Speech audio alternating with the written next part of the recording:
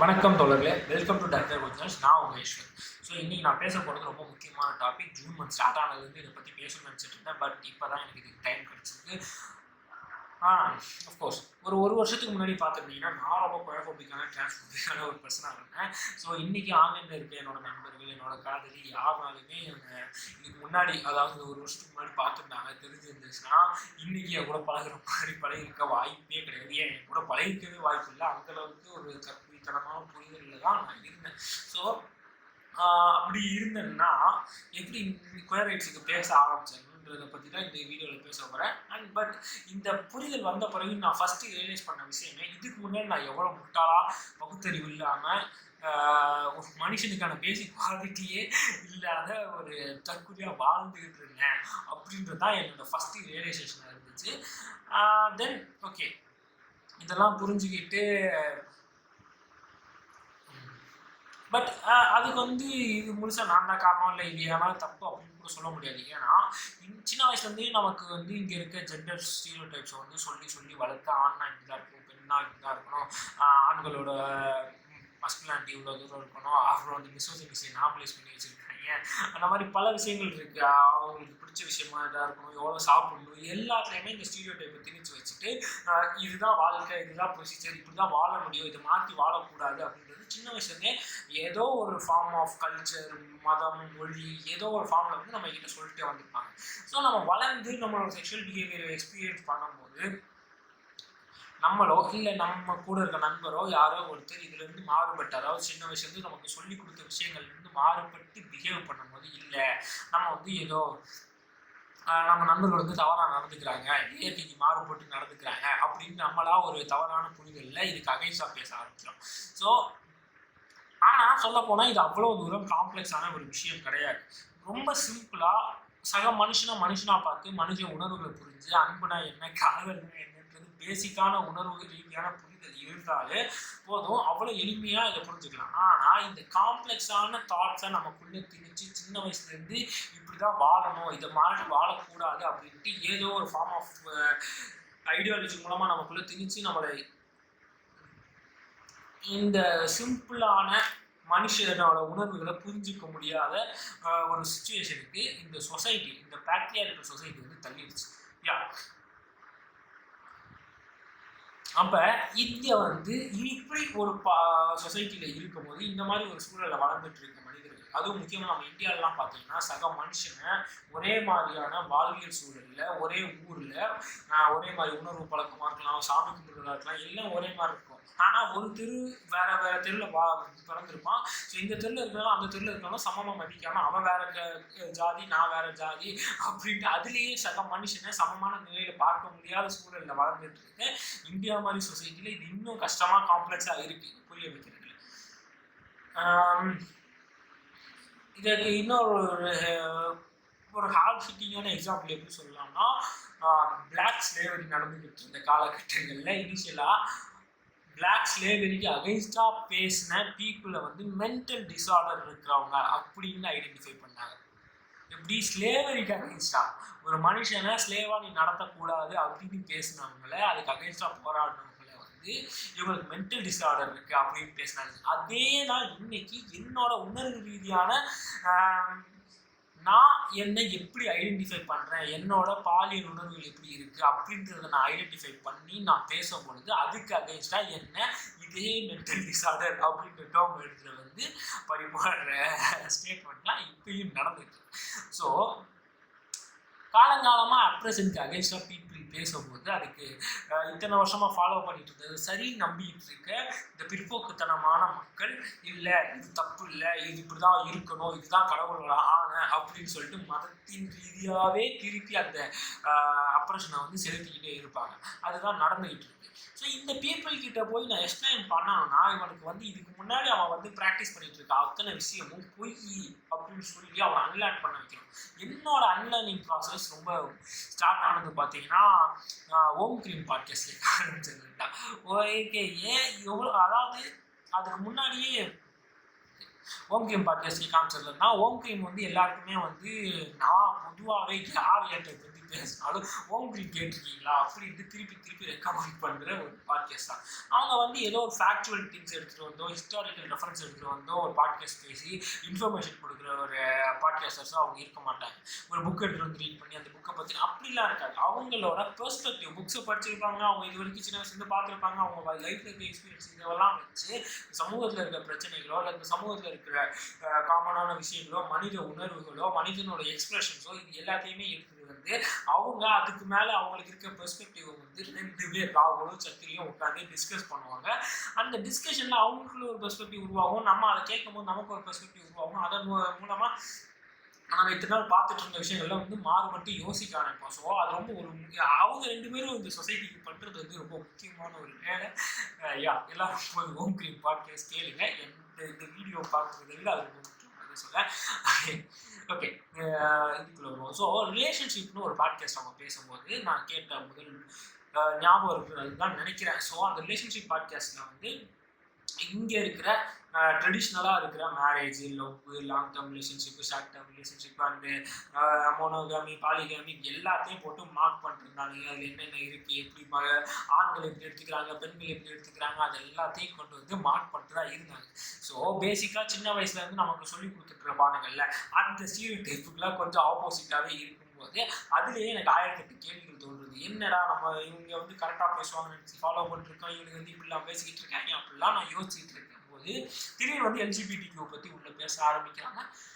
LGBTQIA+ பற்றி பேசும்போது எனக்கு இன்னும் ஷாக். என்ன இதெல்லாம் பற்றி பேசுகிறாங்க, இதே எப்படி நார்மலைஸ் பண்ணலாம், இதுதான் தப்பாச்சே அப்படின்ற ஒரு புத்தியில் தான் நான் அப்போ இருந்தேன். அதை கேட்டுக்கிட்டு இருக்கும்போது பட் இது ராகுல் அண்ட் சத்ரி வாய்ஸ்லேருந்து வருது அப்படின்னும் அதை பற்றி நான் கொஞ்சம் யோசிக்க ஆரம்பிச்சேன். ஏன்னா நான் வந்து ஓம் கிரீன் எப்பயுமே கேட்கும் போது எனக்கு முரண்பட்ட கருத்தாக இருந்தாலும் அப்படியே முழுசாக அஃபண்ட் ஆகாமல் அது என்ன அப்படின்னு புரிஞ்சுக்கிறதுக்கு முடிஞ்ச அளவுக்கு முயற்சி பண்ணேன். அப்படி தான் இங்கேயும் ஆரம்பிச்சிச்சு. பட் அதுக்கு அந்த வீடியோவில் மட்டும் முடியல. அவங்க எந்த விஷயத்தை பற்றி பேசினாலும் சரி, ஃபெமினிசம் பேசும்போது, மனுஷனோட எக்ஸ்பிரஷன்ஸ் பற்றி பேசும்போது, சில நேரம் மனித இயல்புகளை வந்து பேசுவாங்க. அதில் அதே மாதிரி ஃப்ரெண்ட்ஷிப்பை பற்றி பேசும்போது தான் நினைக்கிறேன் இது ஒரு முக்கியமான ஒரு விஷயம் சொன்னாங்க. அதாவது ஒரு ஃப்ரெண்ட்ஸ் கேங்கில் இந்த LGBTQIA+ இருக்கிற எல்லா ஸ்பெக்ட்ரமில் இருக்கிற எல்லா ஜெண்டர்ஸுமே இருந்தாங்கன்னா, பலவித ஜெண்டர்ஸ் அதாவது ஐடென்டிஃபிகேஷன் பீப்புள் இருந்தாங்கன்னா அந்த ஃப்ரெண்ட் கேங் எவ்வளோ அழகாக இருக்கும், அங்கே இருக்க கான்வர்சேஷன் எவ்வளோ கலர்ஃபுல்லாக இருக்கும். அவங்க ஒவ்வொருத்தருக்கும் இந்த உலகத்தை பற்றின பெர்ஸ்பெக்டிவ், மனிதர்களை பற்றின பெர்ஸ்பெக்டிவ், காதல் மற்றும் காமத்தை பற்றின பெர்ஸ்பெக்டிவ் எந்த மாதிரி இருக்கும், அந்த டிஸ்கஷன்லாம் வரும்போது அந்த எமோஷன்ஸ் எவ்வளோ கலர்ஃபுல்லாக இருக்கும் அப்படின்ற மாதிரி ஒரு கற்பனையான ஒரு ஸ்டேட்மெண்ட்டை வந்து ராகுல் சொன்னாரா சத்ரி சொன்னாரா இல்லை 2 பேர் சத்ரி தான் சொன்னாரியா சத்ரி சொன்னாருன்னு நினைக்கிறேன். ஸோ அவங்க சொல்லும் போது எனக்கு அப்போ தான் இந்த எமோஷன்ஸை நம்ம ஏன் புரிஞ்சுக்க ட்ரை பண்ணணும்னு யோசிச்சது இல்லை. ஏன் நம்ம இந்த இடத்துல வந்து ரொம்ப கன்ஃபைன்டாக இந்த மாதிரி ஒரு கடிவாளம் கட்டி விட்ட மாதிரி யோசிச்சுட்டு இருக்கோம் அப்படின்னு ஆரம்பிச்சு நான் ஓப்பன் ஆனது அந்த மூமெண்ட்டில் தான். உடனே நான் அங்கேருந்து நான் கோயர் ரைட்ஸுக்காக ரெயின்போ ஃப்ளாக் வீடு போய் பேசலாம் ஆரம்பிச்சேன். பட் நான் தப்பாக புரிஞ்சுக்கிட்டு இருக்கேன், இங்கே ஏதோ நான் தவறாக புரிதலோடு இருக்கிறேன் அப்படின்ற ஒரு ஓப்பனிங்கை வந்து எனக்கு ஓப்பனிங் கொடுத்துச்சு. ஸோ இதுக்கப்புறம் வந்து அதே டைமில் தான் செக்ஸட் சீசன் 4 வந்துச்சு. சீசன் 4 ஃபுல்லாக அதுக்காக நான் மொத்த சீசனையும் ஒரு 2 days ஸ்ட்ரெச்சில் வந்து முழுசாக பார்த்து முடித்தேன். அதாவது 1 to 4 வரைக்கும். ஸோ அந்த சீரீஸ் வந்து எனக்கு வந்து ஒரு அனதர் கைண்ட் ஆஃப் நான் டேபுன்னு நினச்சிட்டு இருந்த நிறையா விஷயங்களை ஓப்பனாக பேசுறதுக்கான மைண்டையும் கொடுத்துச்சு. இது எல்லாம் சேர்ந்து இதுக்கு முன்னாடி அலைஷிப்பை பற்றி பேசினாங்கன்னா அந்த போஸ்ட்டை வந்து நான் வந்து கடந்து போயிடுவேன். அது யாராச்சும் தனக்கு வேறு ஐடென்டிஃபை பண்ணிட்டு வெளியே வந்தாங்கன்னா அவங்கக்கிட்டே ரொம்ப ஃபோபிக்காக தான் பிஹேவ் பண்ணிட்டேன். ஆனால் இந்த ஓப்பன் மைண்டடாக நான் யோசிக்க ஆரம்பிச்சப்பறம் பீப்புள் இது எக்ஸ்ப்ரெஸ் பண்ணும் போது அவங்க சொல்கிறத நான் கேட்க ஆரம்பித்தேன். அலைன்ஸ் பேசுறதை கேட்க ஆரம்பித்தேன். அவர் யாராச்சும் அவங்க வந்து குயர் ஐடென்டிஃபை பண்ணியிருக்காங்க, அவங்க அதை வந்து ஓப்பனாக பேசுகிறாங்கன்னா அவங்களோட போஸ்ட்டு அதை ரெகுலராக ஃபாலோ பண்ண ஆரம்பித்தேன், புரிஞ்சுக்க ட்ரை பண்ண ஆரம்பித்தேன். ஸோ இப்படி தான் நான் ஒரு குயர்ஃபோபாக இருந்து குயர் ரைட்ஸை பற்றி புரிஞ்சுக்க ஆரம்பித்தேன். ஸோ இது எல்லாம் ஒரு ஃபேக்டராக இருக்குன்னா நான் எப்பயுமே கடவுள் மறுப்பு அதிகமாக பேசுகிற ஒரு ஆள். பட் கடவுள் மறுப்பு வந்து ப்ரொமோட் பண்ணுற ஆள் இல்லை. ஏன்னா அது வந்து பேசிக்காக ஒருத்தருக்கு வந்து ஒரு நம்பிக்கை ரீதியான ஒரு சப்போர்ட்டாக இருந்துகிட்டு இருக்கு பல இடங்கள்ல. அதனால அதை எதிர்த்து பேசணுன்ற நிலைப்பாடு எனக்கு இருந்தது இல்லை. ஆனால் இங்கே ஒடுக்கப்படுற மக்கள் பல காரணமாக பல விஷயங்கள்ல வந்து எதை வச்சு ஒடுக்குறாங்கன்னா மதம், கடவுள், இல்லை கல்ச்சர், இந்த 3 விஷயத்த வச்சு தான் எப்பயுமே ஏதாச்சும் ஒரு ஒழுங்குமுறை இது எல்லாமே இன்டர் ரிலேட்டடாக இருக்கும். அந்த ஒழுங்குமுறை நடந்துகிட்டே இருக்கும். அதுதான் பிளாக் சேவலியாக இருக்கலாம், நம்ம ஊரில் இருக்க சாதி வேற்றுமை, தலித்துக்கு அகெயின்ஸ்டான கிரைம்ஸு, ஒரு பேட்ரியார்க்கல் ஹையரார்க்கி, இது எல்லாமே இருக்கிறதுக்கு காரணம் இந்த மதமும் கடவுளும் தான். ஸோ எங்கேயாச்சும் ஒரு நேரத்தில் மதத்தையும் கடவுளையும் க்ளோரிஃபை பண்ணி அதை ஒரு பாயிண்டாக வச்சு கோஃபோபிக்காக யாராச்சும் பாயிண்ட் எடுத்து வந்து பேசுகிறாங்க, அங்கே நான் நாத்திகம் பேசி ஆகும். ஏன்னா நான் ஆத்திகம்ன்றது கடவுள் நம்பிக்கை மதம் நம்பிக்கை அப்படின்றது ஒரு ப்ரொசீஜரை கொடுத்து இதுதான் வாழ்க்கைக்கான சொல்லி இதை தாண்டி நீ யோசிக்கக்கூடாதுன்னு சொல்லிடுறோம். ஆனால் மனுஷன் எவால்வ் ஆனதே சிந்திக்கும் திறனால தான். மனுஷனோட பேசிக் குவாலிட்டி சிந்தனை திறன் தான். ஸோ இந்த சிந்தனை திறனையே நீ கன்ஃபைன் பண்ணி இந்த ஒரு குறிப்பிட்ட சதுரத்துக்குள்ளே தான் நீ வந்து கட்டமைப்புக்குள்ளே தான் நீ சிந்திக்கணும், இதை தாண்டி நீ சிந்திக்கக்கூடாது, இதை தாண்டி நீ யோசிக்கக்கூடாது அப்படின்னு நீங்கள் சொல்கிறது மனித இயல்புக்கு அகைன்ஸ்டான ஒரு விஷயம். அண்டு ஸோ இதை பற்றிலாம் புரிஞ்சிக்காம இருக்கிறதுக்கு, இதை பற்றி பேசக்கூட நம்மளை சிந்திக்கக்கூட விடாமல் இருக்கிறதுக்கு தான் இந்த மதங்கள் வந்து வழிவகை பண்ணுது. ஸோ இதுக்கு அகைன்ஸ்ட் தான் நம்ம பேசி ஆகணுன்றப்ப நாத்திகம் எடுத்து பேசுறது. இதுக்கு பச்சை சங்கீசம் காவி சங்கீசம் வெள்ளை சங்கீசம் எவன் வந்து கிடைச்சாலும் பரவாயில்ல, நாத்திகம் பேசிதான் ஆகும். ஸோ எனக்கு இந்த இதெல்லாம் இல்லாமல் நான் சின்ன வயசுலேருந்தே ஒரு நாத்திகனாகவும் வளர்ந்துட்டு இருந்தவன்னா, கடவுள் மறுப்பு பேசிக்கிட்டு இருந்தவன்னா, அதுவுமே எனக்கு ஹெல்ப் பண்ணுச்சு. ஏன்னா நான் கண்டிஷன் ஆகிருந்தேன், நான் இல்லைன்னு சொல்லலை. ஆனால் முழுசா கண்டிஷன் ஆகாமல் ஒரு விதத்துலேருந்து நான் எஸ்கேப் ஆகிட்டு காரணம் வந்து நான் கடவுள் மறுப்பு பேசிகிட்டு இருந்ததா அப்படின்றதையும் நான் நம்புறேன். ஸோ இதுவும் ஒரு முக்கியமான ஒரு பாயிண்ட் நான் வந்து கோஃபோபியாவிலேருந்து வெளியே வர்றதுக்கு. இது மட்டும் இல்லாமல் ப்ரைட் மார்ச் இந்த உலகத்திலே கல்ச்சுரலி ஹிஸ்டாரிக்கலி பல காரணங்களால் இருக்கிறதுலே அதிகமான அப்ரேஷனை ஃபேஸ் பண்ணது வந்து LGBTQIA+ கம்யூனிட்டி பீப்புள்னா அவங்க. ஆனால் இவ்வளோ அப்ரேஷனையும் இவ்வளோ ஸ்டீரியோ டைப்பையும் தாண்டி தான் ஒரு ஐடென்டிட்டியை கொண்டு வந்து பேசி நான் இதுவாக தான் உணர்றேன், என்னால் இப்படி தான் வாழ முடியும், இது என்னோட சாய்ஸ் இல்லை, இதுதான் நான் பிறந்த விதம், இதுதான் என்னோட வாழ்க்கை அப்படின்னு சொல்லிட்டு சண்டை போட்டு எந்த சமரசமும் இல்லாமல் எந்த லைக் இவ்வளோ அப்ரேஷனையும் தாண்டி எதுக்காகவும் தங்களோட ஐடென்டிட்டியை மறைச்சிக்கிட்டு வாழாமல் வெளியே வந்து ஓப்பனாக பேசுகிறாங்களே இந்த பீப்புள். ஸோ அவங்க ப்ரைடாக ஃபீல் பண்ணுறதுல எந்த வித தப்பும் இல்லை. And also pride month is not just for feeling pride, it's for awareness. இந்த ப்ரைட் எனக்கு ஒரு முக்கியமான ஒரு அவேர்னஸை கொடுத்துச்சு. அதாவது நான் இப்போ ஒரு கேள்வி கேட்டேன் இல்லையா, இந்த உலகம் முழுக்க இவ்வளோ அப்ரேஷனை ஃபேஸ் பண்ணிட்டோம், வெறும் நீங்கள் சொல்கிறீங்களே இது வந்து ஒரு செக்ஸ் அடிக்ட்ஸாகவும் அவங்கள வந்து ஒரு செக்ஷுவல் ஃபெட்டிஸாகவும் நீங்கள் வந்து இதை கன்சிடர் பண்ணி அதை ஒரு காயினாக டேர்ம் பண்ணுறீங்க. உலகத்தில் இவ்வளோ ஆப்ரேஷனை ஃபேஸ் பண்ணி இவ்வளோ ஒடுக்குமுறையை ஃபேஸ் பண்ணி சொந்த அம்மா அப்பாவால் துரத்தி விடப்பட்டு தனிமைப்படுத்தப்பட்ட பீப்புள் அதுக்கப்புறமும் ஒரு விஷயத்தை விடாமல் பிடிச்சிட்டு இருக்காங்கன்னா அடிக்ஷனாக இருக்க வாய்ப்பு இல்லை. அதுதான் அவங்களோட இயற்கையான அவங்க உடம்பு தேர்ந்தெடுத்த ஒரு விஷயம். ஸோ இயற்கையாக அவங்க அப்படி தான் இருக்க முடியும், அவங்களுக்கு வந்து அந்த சாய்ஸ் கிடையாது, அவங்க அப்படி தான் வாழ முடியும், அவ்வளோதான். ஸோ இந்த ஒரு கேள்வி எனக்கு வர்றதுக்கு முக்கியமான காரணம் என் மைண்டில் எப்படி இவங்களால் இது இவ்வளோ தூரம் தாண்டி இதை பண்ண முடிஞ்சிச்சு அப்படின்னு யோசிச்சா அப்போ இது இயற்கையாகவே அவங்களுக்கு இருக்குது அப்படின்றத எனக்கு உணர வச்சதுக்கும் இந்த பிரெயின் ஒரு முக்கியமான காரணம்.